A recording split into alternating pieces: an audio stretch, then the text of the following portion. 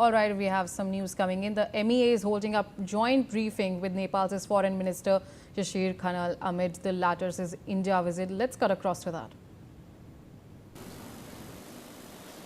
Distinguished representatives of the media, friends and colleagues, Namaskar and a very good morning to you all. At the cordial invitation of the External Affairs Minister of India, His Excellency Dr. S. Jaishankar, I am here on an official visit to India. It is a distinct pleasure to welcome you all to the Embassy of Nepal this morning.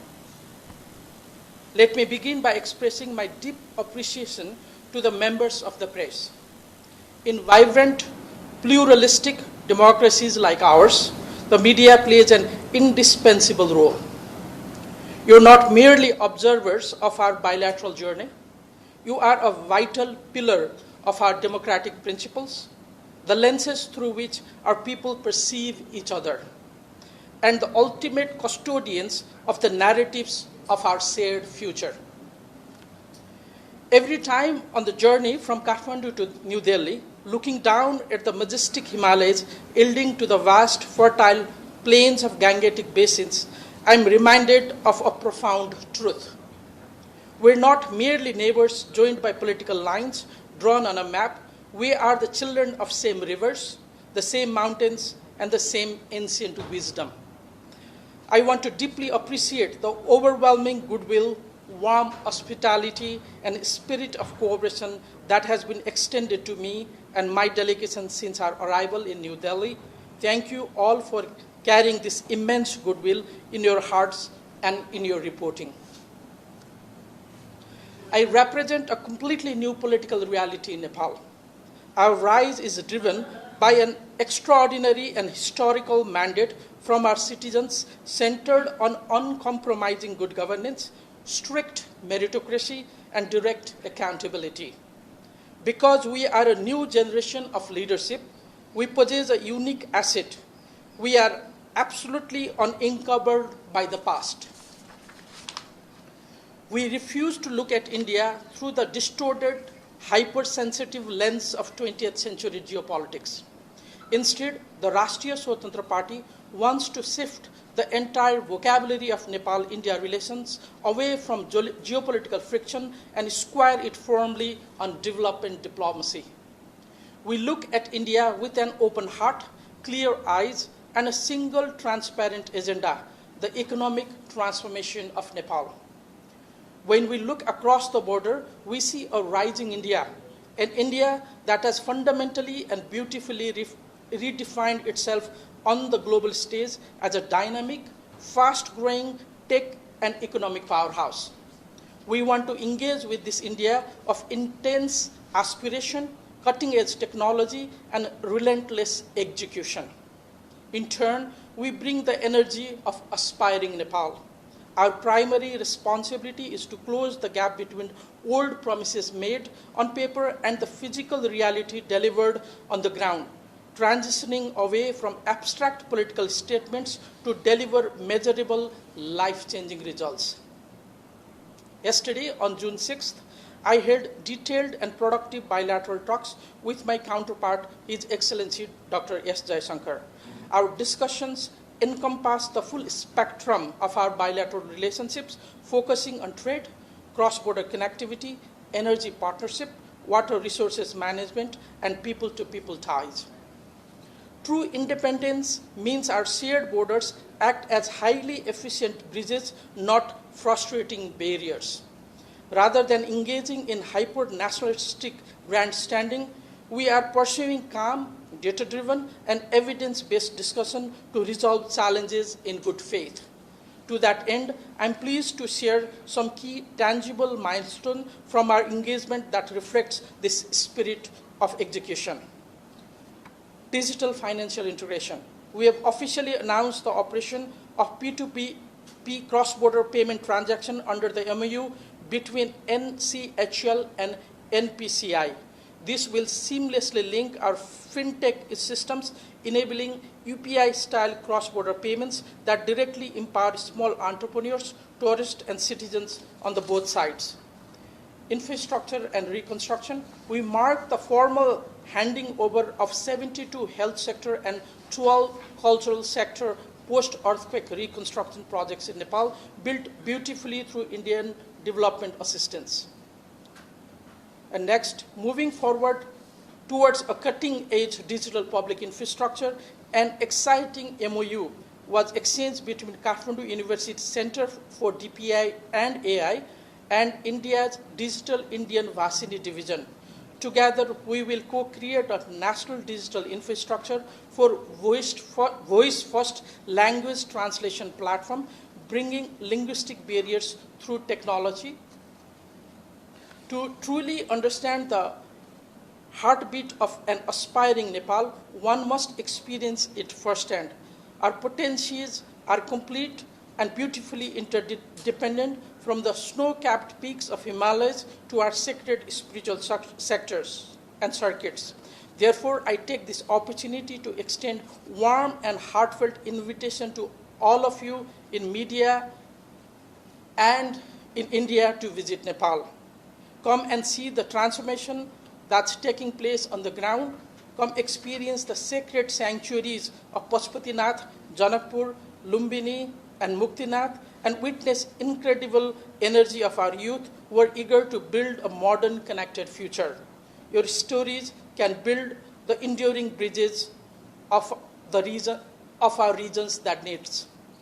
When Nepali ingenuity and talent meet Indian scale and market depth, world-class outcomes are born. Our vision of Nepal is a nation actively thinking about disruptive tech startups, a formalized business landscape, vibrant cross-border trade, frictionless tourism circuits, and profound digital connectivity. History gives nation brief, precious, and historical windows of opportunity. This moment right now in 2026 is the most conducive, highly aligned window we have seen in decades to completely elevate and transform Nepal-India relations. No problem is too large and no boundary too complex when we sit down with an open heart, a rational mind, and mutual respect. Dear friends, I believe your role will remain instrumental in taking Nepal-India relationships to a new height. As I prepare to return to Kathmandu later today, I do so with immense optimism. Let us build a partnership that is not constrained by anxiety of the past, but one that is fueled by high hopes and promising prospect of our shared future. Thank you, friends from the media, for your time, your generous goodwill, and your valuable role in charting this journey ahead. Dhanyavad. Thank you. And I'll take a very few questions. I think we're constrained by time, so if you... Mr. Khanal, just two questions. First, there's been a huge controversy, of course, around the strict enforcement of the pre-existing customs rule of any goods that are above 100 rupees brought in by the locals from the Indian side. While you've had an interim order blockade from the courts, what is the thinking on this entire process? Do you see that this could actually blow up and also impact relationships? And B, you spoke at length about, of course, your movement being, rising through the Gen Z protests and having a new political reality. Yesterday, we just saw in this national capital, Gen Z is mobilized in a protest. Any observations that you would like to share on it? On your first question, there was a very old law that from 70s and 80s that allowed only about 100 rupees worth of good could be brought from India. That has already been changed to higher amounts. But what I wanted to explain was because of our openness of the border, oftentimes there are people who use open border into unscrupulous activities. So it was very important for us to manage our borders. So it was not designed or intended for day-to-day people who were living across the border to come to India side and buy what they need.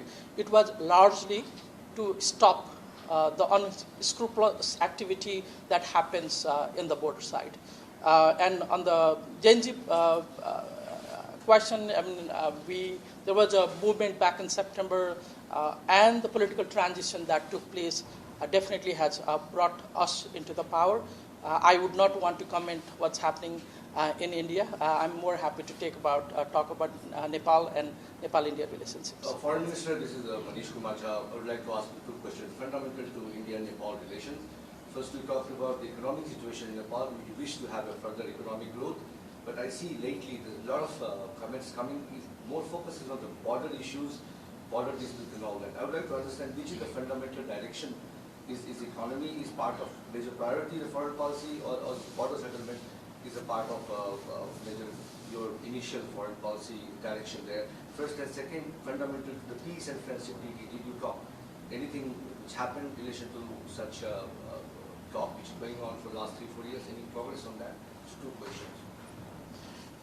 We, as a government, as I have outlined, we're very clear. Our relationship, we want to build our relationship on issues of mutual interest. We value our connectivity through road, railway networks, and airways. We want to be connected through our energy transmission lines. We want to be developing energy sectors together. We want to see seamless trade. We want to join our startup ecosystem. So we are creating opportunities for people of Nepal, because as this government has taken office, one of our biggest priority, of the two major priorities that we promised during election, and since we came into the government, one is on the good governance, second is a fast economic growth of Nepal. So from that lens is what we are operating and working on. We do understand and acknowledge that there are issues between us. There are issues, outstanding issues, including in border and boundaries, that can and needs to be solved through diplomatic dialogues. And there are active mechanisms. Actually, what I tell many of our friends is that there is an untold story in this whole dialogue and discussions happening on the both sides of the border. Is the truth of the fact is there are many mechanisms that exist between Nepal and India, whether it's about trade, whether it's about energy, whether it's about flooding, whether it's about irrigation, whether it's about border. So many of these mechanisms that exist between these two countries are active. Actually, field survey team is currently working. The field service team, that's a technical team between Nepal and India, that's actually on the border working together. So we hope and we've agreed yesterday with my discussion and with External Affairs Minister also, that we have agreed to activate all these mechanisms so that we are solving these problems that we have through openness and dialogue. Peace and friendship treaty, anything on that? Again, it's part of the whole gamut of our relationship that I have always found India's side to be open for discussion. When it is appropriate, through appropriate mechanism, we'll discuss those as well. That's the spirit of our communication that happened yesterday as well. Minister, this is Paul Bhattacharjee from the Hindu newspaper. So the first question is, the Prime Minister, Bilateral Shah, has taken a vow not to travel abroad in the first year. Why this sort of a decision was taken? Because all the major powers want to invite him, including India. So do you think he would break that vow to visit India in the near future? I've not heard of that vow from my Prime Minister. I don't know what your sources are. So I have not heard of any definite timeline on that. What we know, and I know for a fact, is Prime Minister is willing when he's required to travel out of Nepal. It's not even been what we call a honeymoon period of our government, right? Not even 100 days. So as a new government, we're coming into the end of Nepal's fiscal year. New budget had to be proposed. Prime Minister was and very, very keen on showing early results to the people who have given us such a strong mandate to govern. So he's primarily right now, he's very focused on wanting to show results on the domestic front. But when appropriate time comes, he will begin to travel. So I'm Megha Sharma from NewsX. One question. India and Nepal, both of them have faced these potential US tariffs of the tune of 12.5% with regards to these post-labor issues. What are the concerns? How is Nepal planning to deal with it? I'm sorry, can you repeat? There has been a proposal that has been made by the United States of imposing tariffs to 60 countries, including Nepal and India. This is with regards to the import of goods that utilize forced labor. Are there concerns in Nepal about this? How are you planning to deal with it? We have active conversations with Americans' side. They have raised some concerns, but you have seen that there have been a very 3-4 high-level visits taken place since our government came into the power. So we are actively engaging in these issues. This is part of ongoing discussion. So I will share as the outcomes come a little later. So there were a lot of speculations about the Foreign Secretary, Mr. Vikram Misri, not being given time by the Prime Minister's office, and that's why he had to reschedule the visit, which could throw some light on that. And Mr. Balan Shah in his comments also seemed to suggest that he would want to write to the United Kingdom and also include China in the border disputes with India. The Indian Foreign Ministry has made it very clear that the border issue remains a bilateral issue that needs to be resolved only bilaterally. Your thoughts on that? As you already know, Nepal has, over the last several years, sent a diplomatic note concerning our claim on the land. Because the agreement was between India and China, we have expressed our position through official diplomatic note, to both India and China. From that perspective, what we've clearly said to both countries is the land belongs to us. That's been our historical claim. So in that spirit is what Prime Minister was speaking. On the UK side, many of these border disputes are part of a long historical legacy, especially Nepal-India border. Current border comes from 1816 Sugoli Treaty. And when we're sitting on the table, as Prime Minister has highlighted very, very clearly, is that it would be solved between two parties through table talks, through diplomatic mechanisms. We would want to solve our disputes through diplomatic processes. Clearly, when we require historical evidence, we just wanted to see that if we can access to some of the documents that might be in library or museums in the UK. But it was not, our position was not that we were asking for mediation. That has been that has not been the Prime Minister. If you hear him out on what he has said in the Parliament, he has very, very clearly and specifically said that we want to resolve our border disputes through diplomatic channels by talking to each other. And that has been Nepal's historical position as well, and that's our current position also.